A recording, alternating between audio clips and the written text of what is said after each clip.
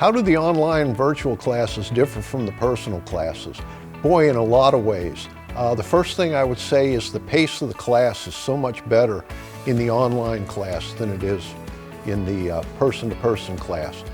Having to build a rod in one day is the most stressful rod that you're ever going to make. Being able to break it down and do it over 2 days or 3 days at the individual's pace is a wonderful thing. In addition, the in-person class, I was in a room with probably 35, 40 plus people, whereas now teaching these online classes, the ratio of teacher to student is pretty low. You have 2 teachers with 6 to 8 students, and there's more one-to-one instruction time with them, really getting to know them and helping them through their build. How has Mudhole maintained the high quality of the teaching experience in a virtual class? Mudhole, prior to launching the online or virtual classes, flew in their team of instructors, and we spent a week together. Through that process, we worked on different camera angles. We talked about how the supplies are getting to the students. We have a lot of meetings outside of classes where we talk about things that work. We also talk about things that don't work. Secondly, Mudhole has provided good equipment for the production of the class. We have good computers to work with, we have good cameras to work with, we have support from the Mudhole marketing department and the folks both in computers and in production. Mudhole has taken the steps to make sure that this experience is as good, if not better, than the in-person classes. What do you say to a person that says they just can't learn online, but they would like to take a class? I would say that well-produced video on a computer where you can see clearly what's being done and you can hear clearly the steps that are being done is in so many ways better than in a classroom setting where you've got one person speaking to 30 or 40 people.